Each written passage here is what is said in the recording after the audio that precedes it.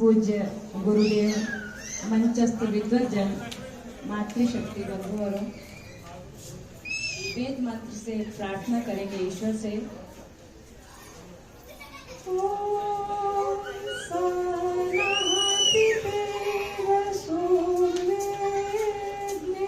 सोपायनो भव सचस्वानः स्वस्तये। जिस भांति पिता स्वपुत्र को तुम जान देने वाला होता, वैसे ही शोभन जान हमें दो सुखों का जो दाता होता। हे सर्वज्ञ परमेश्वर, तुमसे यही प्रार्थना बारंबार, सर्वैश्वर्य युक्त हो जीवन, उत्तम ज्ञान का दो भंडार, उत्तम ज्ञान का दो भंडार। मेरा गला तो बैठा हुआ है, लेकिन इतना खुला है कि मेरी आवाज आप तक पहुंचे। अब मोटी मोटी बातें जो हमें करनी है वही थोड़ी सी बोलूंगी 5-7 मिनट के लिए, और आशा करूंगी कि आप लोग उन्हें अपने जीवन में धारण करेंगे, क्योंकि तभी इतने दिन का अनुष्ठान करने का महत्व भी है और सफलता भी तभी है जबकि वो सब हमारे जीवन में भी आए। अभी बहन जी ने इतनी सारी बातें बताई, मुनि जी ने इतनी सारी बातें बताई, गुरु जी इतनी सारी बातें इतने दिनों से बता रहे हैं। तो जो मोटी मोटी बातें रोज करने योग्य उन्हें हम पुनः दोहरा लेते हैं। एक तो सभी गृहस्थियों ने पंच यज्ञ करना है। क्या करना है? पंच महायज्ञ करने हैं। कौन कौन से याद हो गए होंगे? मैं प्रतिदिन दोहराती हूँ। प्रथम, प्रातः काल उठ के, अगर आपको बहुत देर तक सोने की आदत है तो भी ऐसा अभ्यास डालें 4 बजे 5 बजे आप 10 मिनट के लिए, 15 मिनट के लिए, 20 मिनट के लिए, आधा घंटे के लिए अपने आप को जरूर जगाएं। और जग करके गायत्री मंत्र आप सबको आता है। ओम ईश्वर का निज नाम है। गायत्री मंत्र भी नहीं आता, जो माताएं नहीं जानती है तो ओम तो सब बोल सकती है ना। थोड़ी देर बैठकर ओम के साथ, गायत्री मंत्र के साथ ईश्वर से सद्बुद्धि की प्रार्थना करें, जीवन अच्छा बने उसकी प्रार्थना करें। तो ये होगा ब्रह्म यज्ञ, अर्थात हम ब्रह्म के साथ, ईश्वर के साथ जुड़े और ईश्वर से जुड़कर प्रार्थना करते हुए हम अपनी दिनचर्या को प्रारंभ करें। दूसरा, देव यज्ञ। आप सबको, जो आप इतने दिन से कर रहे हैं तो आपको लगेगा कि हमें तो मंत्र नहीं आते हैं, पंडित जी बुलाने पड़ेंगे। गायत्री मंत्र तो सबको आता है ना, तो आप गायत्री मंत्र से ही प्रारंभ कीजिए। आप सारी क्रियाएं गायत्री मंत्र के साथ ही कीजिए, क्योंकि बहुत सारे लोगों को मैंने देखा कि पंडित जी को बुलाना पड़ेगा, मंत्र को हम पढ़ नहीं पाते, तो इस कारण भी बचने की कोशिश करते हैं। तो कम से कम आप सामग्री डालेंगे, घृत डालेंगे, तो उससे आपका वातावरण तो सुगंधित होगा। वायु प्रदूषण जो इतना भरा हुआ है जहाँ आप रह रहे हैं, हम जैसे लोगों को तो घुटन होने लगती है, क्योंकि हम देहरादून जैसे पवित्र स्थान पे रहते हैं और आप लोग रहते आपको नहीं पता चलता कि कितना प्रदूषण है, वो सब आपको सहन हो जाता है। तो अपने घर में प्रतिदिन यज्ञ करना है आप सबने। आप 10 मिनट के लिए ही करो, प्रारंभ में नहीं आपको अभ्यास है, आप गायत्री मंत्र से ही करो, लेकिन करो अवश्य। तो दूसरा हो गया ये देव यज्ञ, जिसे आप इतने दिन से कर रहे हैं। और तीसरा, पितृ यज्ञ। आपके घर में जो माता पिता, बड़े बुजुर्ग, दादा दादी, नाना नानी, जो भी विद्वान लोग हैं, अब ऐसा नहीं कि आपके घर में ही है, पड़ोस में भी आपको लग रहा है कि कोई उनकी सेवा करने वाला नहीं है, तो उनकी भी सेवा करें, उनकी आवश्यकताएं पूर्ति करें। माता पिता जो अच्छी बातें बताएं, उनकी आज्ञाओं का पालन करें, माने। गलत बात किसी की नहीं माननी है। ऋषियों ने सीधे कहा, जो हमारे अच्छे गुण हैं, अच्छे आचरण हैं, उन्हें धारण करना है। जो गलत बातें हम में है या बड़े बुजुर्गों में है, हमारे पिता में है, माता में, किसी में, वो किसी की नहीं माननी है, लेकिन अच्छी बातें, अच्छे उपदेश सबके धारण करने। और माता पिता की सेवा, वो चाहे बुरे हैं चाहे भले हैं, कैसे भी हैं, कैसा भी उनका आचरण है, लेकिन सेवा सबको करनी है अपने माता पिता, बड़े बुजुर्गों की। तो ये तीसरा हो गया पितृ यज्ञ।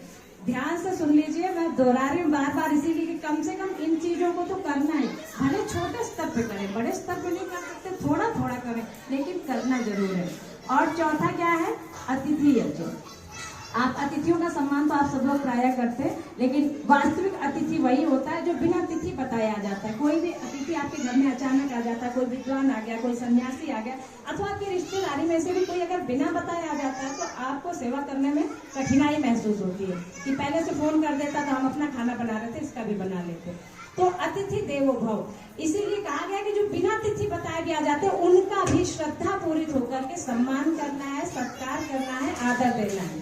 तो ये अतिथि यज्ञ करना है, जो कि आप लोग इतनी श्रद्धा से हम सबका कर ही रहे हैं और करते भी हैं। लेकिन जो बिना तिथि बताए भी आ जाते हैं, अचानक आ जाते हैं, उनका भी सत्कार करना है, उनकी भी सेवा करनी है। और पांचवा बलिवर्ष देव यज्ञ, माताओं में देखा घर में रोटी बना रही थी चूल्हे पे, जो चूल्हे पे बनाती है तो अपनी उस प्राचीन परंपरा को लागू करें। आप एक रोटी के छोटे छोटे टुकड़े तोड़ें, उसमें घी बूरा मिलाएं, शक्कर मिलाएं और अग्नि को आहुति, आपने मंत्र अभी सुने थे, अग्नि स्वाहा सोमा स्वाहा, आपको कुछ भी नहीं आता है तो आप गायत्री मंत्र से ही वो आहुतियां दे दें। जो नहीं आता, क्योंकि आपको बहाना ये हो सकता है कि हमें मंत्र नहीं आते हैं, कैसे करेंगे। गायत्री मंत्र सबको आता है, गायत्री मंत्र भी नहीं आता, ओम तो सब बोल सकते हैं, उसके साथ करें। तो ये उसे बलिवर्ष देव जी कहते हैं। उसका जो वास्तविक स्वरूप है बलिवर्ष देव जी का, आपके यहाँ मैंने देखा वहाँ पर पक्षियों के लिए पानी रख रखा था, दाने डाल रखे थे। मैंने यहाँ देखा सबकी छतों पे दाने पड़े हुए, पानी रखा हुआ। इतने पक्षी शाम को आते हैं, आश्चर्य होता है कि मतलब शहर में भी ऐसे पक्षियों का कलरव इनके यहाँ पे होता है। तो वो सब आप गाय को रोटी निकालते हैं, कुत्ते को देते हैं, चींटी को आटा डालते हैं, तो ये सब बलिवर्ष देव यज्ञ होता है। तो ये सभी ने करना है। दूसरी बात, आप इतने दिन से यज्ञ कर रहे हो और बिना दक्षिणा के यज्ञ जो है संपन्न नहीं होता। तो आप हम सबको तो दक्षिणा दे देते हैं, पैसे दे देते हैं, कपड़े दे देते हैं, लेकिन आप अग्निदेव को क्या दक्षिणा दे रहे हैं? अग्निदेव को आप सब यहाँ से, क्योंकि आप में से मुझे पता है कि आप में से ऐसे भी लोग हो सकते हैं जिनमें दुर्व्यसन हो सकते हैं। तो अग्निदेव को संकल्प के साथ श्रद्धा में होकर प्रार्थना पूर्वक, अग्नि वैसे परमात्मा को कहते हैं, जो अग्रणी देव है, जो आगे ले जाने वाला है, जो हमें हमारे हृदय में अच्छी प्रेरणाएं करता है। तो उस परमात्मा से प्रार्थना करते हुए इस अग्निदेव में जैसे समस्त साकल्य भस्मीभूत हो जाता है, ऐसे एक एक दुर्गुण अपना मानसिक रूप से बताए नहीं, आपको बेइज्जती महसूस हो सकती है, तो कोई भी दोष हो सकता है। ऐसा नहीं कि हम बीड़ी नहीं पीते तो हम निर्दोष हैं, हम सिगरेट नहीं पीते तो हम निर्दोष हैं, हम शराब नहीं पीते तो निर्दोष, ऐसा नहीं। काम, क्रोध, लोभ, मोह, मद, मत्सर, आशा, तृष्णा, राग, द्वेष, ये सब दोष है। ये सब हमें दूषित करते हैं, हमारे अंतःकरण को मलिन करते हैं। तो जो भी दोष आपकी उन्नति में बाधक है, क्योंकि ईश्वर ने कहा, हम सब मनुष्य है ना, फिर भी ईश्वर ने कहा मनोर्भव, क्यों कहा कि मनुष्य बन? मनुष्य तो हम सब हैं, लेकिन वो लोग बिना सिर पूछ के मनुष्य हैं, जो धार्मिक आचरण नहीं करते, जो बड़ों की सेवा सत्कार नहीं करते, जो यज्ञ कर्म नहीं करते, जो दान नहीं करते, जो परोपकार नहीं करते। तो इसलिए ये सारे गुण जिनमें हैं, उनके लिए कहा कि मनुष्य बन। और बहन जी कह रही थी मनुष्य बनकर क्या कर? ओम स्मर, ये वेद मंत्र है, ये ईश्वर ने उपदेश दिया है। ओम स्मर के लिए अभी कहा आप ब्रह्म मुहूर्त में उठकर जो ब्रह्म यज्ञ करेंगे ओम के द्वारा, लेकिन सबसे अधिक महत्वपूर्ण उसी मंत्र में दिया है, हे कृतो कृतम स्मर, हे कर्मशील मानव। मानव क्यों कहते हैं हमें? मननात् मनुष्य, हम मननशील हैं, हम सोच सकते हैं, विचार कर सकते हैं, इसलिए हम मनुष्य हैं। तो क्या कहा कि किए हुए कर्मों का स्मरण कर। आप 24 घंटे में आप सब लोग एक बार अपने साथ जुड़े, चाहे वो ब्रह्म मुहूर्त का जो समय है जिसमें आप ब्रह्म यज्ञ करते हैं, उस समय जुड़े और अपना विश्लेषण करें कि मैंने कौन से कर्म ऐसे किए जो पशुवत हैं, पशुओं से भी बदतर हैं, और कौन से कर्म ऐसे किए जो मनुष्योचित थे, जो ऋषियों जैसे थे, जो देवों जैसे थे। जब आप अपना निरीक्षण करेंगे, अपने भीतर झांकेंगे, क्योंकि हम सबको बाहर झांकने की आदत है, हम सभी को है, ये दोष हम सब में बहुत भारी है। जब हम विचार करेंगे आज हमने किसको गाली दी, किसको कटु बोला, किसकी हिंसा की, किसका दिल दुखाया, किसको थप्पड़ मारा। थप्पड़ मारना दोष नहीं है। मन्यु रसी मन्यु में दे, ईश्वर से प्रार्थना की जाती है, ईश्वर आप क्रोधवान है, मुझे क्रोध दें।